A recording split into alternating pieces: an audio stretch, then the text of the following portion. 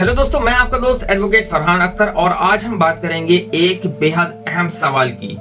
सवाल क्या है? अगर कोई पुलिस अधिकारी आपसे गाली गलौज करे, मारपीट करे, आपको झूठे केस में फंसाने की धमकी दे, तो क्या आप उस पर भी एक्शन ले सकते हैं? यानी उसे भी मार सकते हैं, मारपीट कर सकते हैं या कोई एक्शन ले सकते हैं, या उसके खिलाफ क्या कानूनी कार्रवाई कर सकते हैं? ये बहुत बड़ा प्रश्न है जो कि पुलिस की बर्बरता सभी लोग देखते हैं और जमाने से चली आ रही है। तो ये सबके सवाल मन में रहता है, क्या हम भी पुलिस अधिकारी को पलट के मार सकते हैं अगर उसने बिना वजह हमको मारा?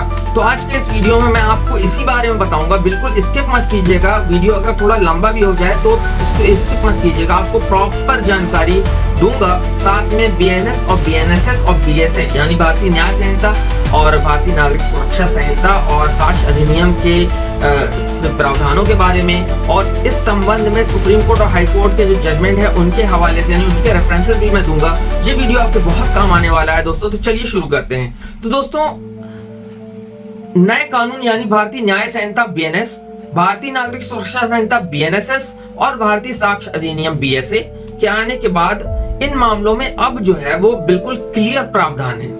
तो चलिए जानते हैं कि आपके जो अधिकार हैं, कानूनी उपाय और सुप्रीम कोर्ट के अहम फैसले क्या कहते हैं। तो सबसे पहले जो सवाल मैंने आपको बताया कि क्या पुलिस को मार सकते हैं, तो सबसे पहले ये साफ कर दें कि आप किसी भी पुलिस अधिकारी पर हमला नहीं कर सकते।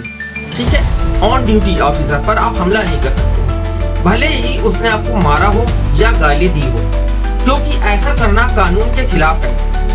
अगर पुलिस अधिकारी आपके साथ दुर्व्यवहार करता है, गाली गलौज करता है या मारपीट करता है, तो आपके पास ठोस कानूनी अधिकार है जो आपको दिए गए हैं भारतीय संविधान के अनुसार भी के अंदर भी, और ये कानून जो हमारा वो भी आपको अधिकार देता है। तो सबसे पहले बात करते हैं मारपीट के लिए। तो आप उस पुलिस अधिकारी के खिलाफ जिसने आपके साथ मारपीट की है बिना किसी वजह के, तो आप उसके खिलाफ बीएनएस की धारा 114, ठीक है, ये आईपीसी में 323 थी, इसकी जगह आई है 114 यानी कि साधारण चोट पहुंचाना, या बीएनएस की धारा 115, 116 जो आईपीसी की 324, 325 की जगह आई है यानी गंभीर चोट पहुंचाना।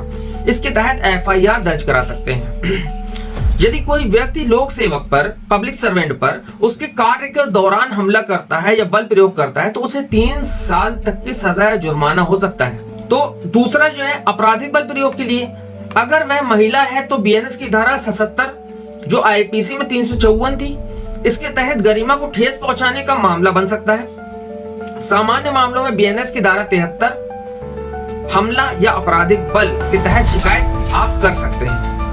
अब सबसे खतरनाक स्थिति, फर्जी केस में फंसाने की धमकी या कोशिश। ये पुलिस के दुर्व्यवहार की पराकाष्ठा है। इसके खिलाफ आपको क्या कदम उठाने, बहुत गौर से सुनिए। इसके खिलाफ ये कदम उठाइए। सबसे पहला, लिखित शिकायत। तुरंत अपने इलाके के पुलिस उपायुक्त यानी डीसीपी को, ठीक है, या वरिष्ठ पुलिस अधीक्षक एसएसपी को या एसपी को लिखित शिकायत दें। उन्हें बताएं कि आपको फर्जी मामले में फंसाने की धमकी दी जा रही है। ठीक है।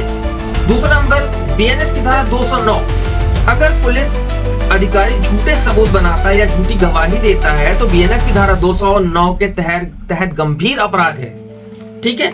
तीसरा, बीएनएसएस भारतीय नागरिक सुरक्षा संहिता, बीएनएसएस की धारा 154 यह सीआरपीसी 154 की जगह आई है, जिसमें एफआईआर का प्रोसीजर दिया गया है। उसके तहत आप यानी बीएनएसएस की धारा 154 के तहत आप एफआईआर दर्ज करवाने की कोशिश कीजिए। यदि पुलिस एफआईआर दर्ज नहीं करती है तो बीएनएसएस की धारा 173 जो है इसके तहत आप एसएसपी या डीसीपी को शिकायत भेजें। फिर भी कार्रवाई ना हो तो बीएनएसएस की धारा 211 जो सीआरपीसी की धारा 156 सबसेक्शन 3 के जगह पर आई है, तो बीएनएस की धारा 211 के तहत आप मजिस्ट्रेट कोर्ट में डायरेक्ट कंप्लेंट फाइल कर सकते हैं, शिकायत कंप्लेंट केस फाइल कर सकते हैं, शिकायत दर्ज कर सकते हैं। ठीक है। लेकिन अगर पुलिस ने अपनी ड्यूटी की सीमा पार कर दी है यानी बिना वजह हमारा गाली दी, धमकी दी, तो आपको कानूनी रूप से आत्मरक्षा का अधिकार यानी राइट टू प्राइवेट डिफेंस है।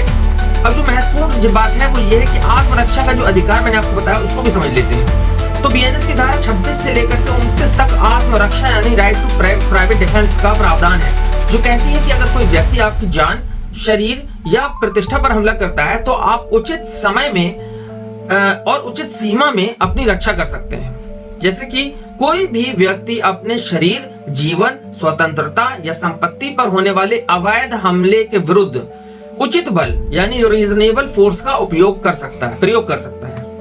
उचित सीमा में यानी आप उतनी ही शक्ति का प्रयोग करें जितनी जरूरी है।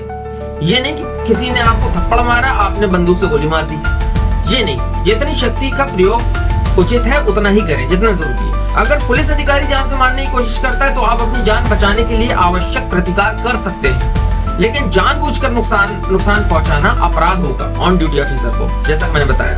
अब इसके हवाले से सुप्रीम कोर्ट का केस है state of Uttar Pradesh versus Ram Swaroop. ठीक है, ये इसमें कहा गया कि अगर कोई अधिकारी अपनी वैध शक्ति से अधिक बल प्रयोग करता है तो नागरिक आत्मरक्षा का अधिकार रखता है, लेकिन वह प्रतिकार यानी वह जो अधिकार है राइट डिफेंस का, वो सुरक्षा के लिए होना चाहिए, बदले के लिए नहीं। यानी आप डिफेंस के तौर पे यूज कर सकते हैं उसको, हमले के लिए नहीं। ठीक है, बदले की भावना नहीं होनी चाहिए।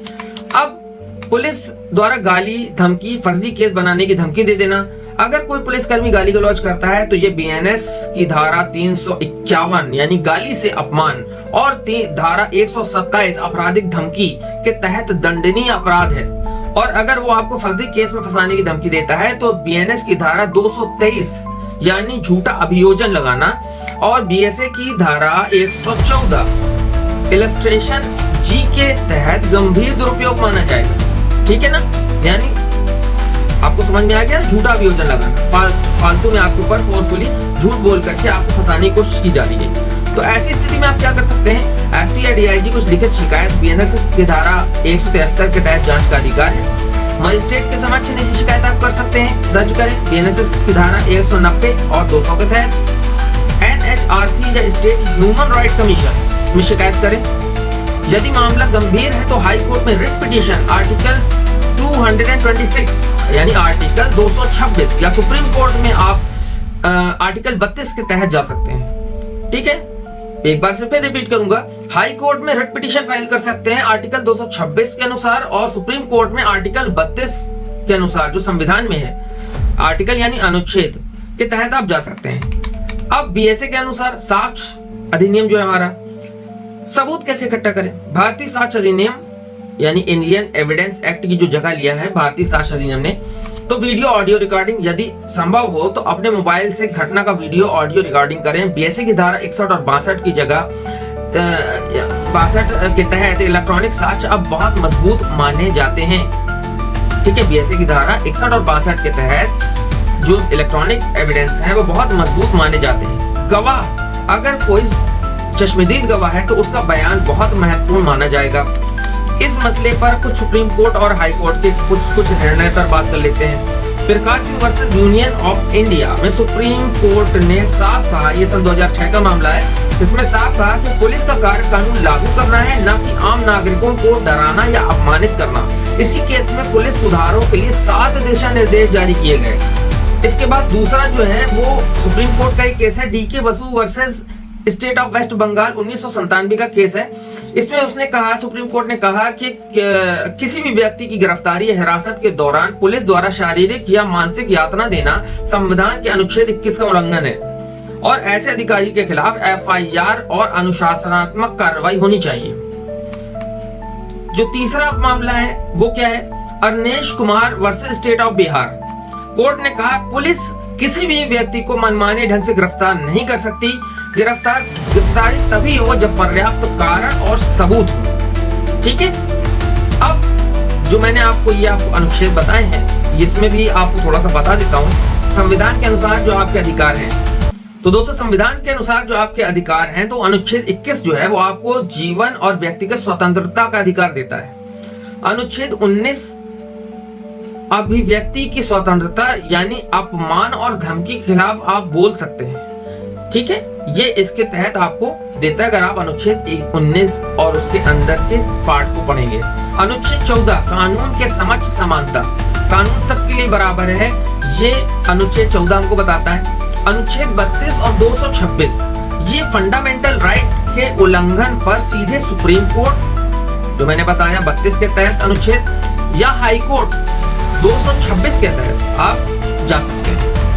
ठीक है, तो दोस्तों घबराइए मत। अगर कोई पुलिस अधिकारी अपनी सीमा लांघता है तो बिल्कुल घबराइए मत, कानून आपके साथ है। बस शांति और समझदारी से काम लीजिए। जैसे साक्ष्य हो गए, आप वीडियो ऑडियो गवाह वगैरह सुरक्षित रखिए और कानूनी प्रक्रिया के जरिए न्याय पाने की कोशिश करिए।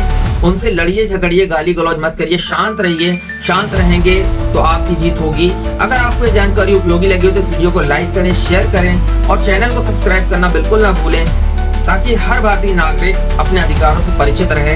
वीडियो को ज्यादा से ज्यादा शेयर कीजिए। कोई डाउट हो मन में तो कमेंट करके मुझसे बात कीजिए, अपने सवाल दीजिए और मुझे बताइए कि आप और किस टॉपिक पर वीडियो देखना चाहते हैं। मैं आपके लिए वो टॉपिक पर वीडियो लेकर के आऊंगा। दोस्तों मैं आपका दोस्त फरहान अख्तर, एक बार हैव अ ग्रेट डे।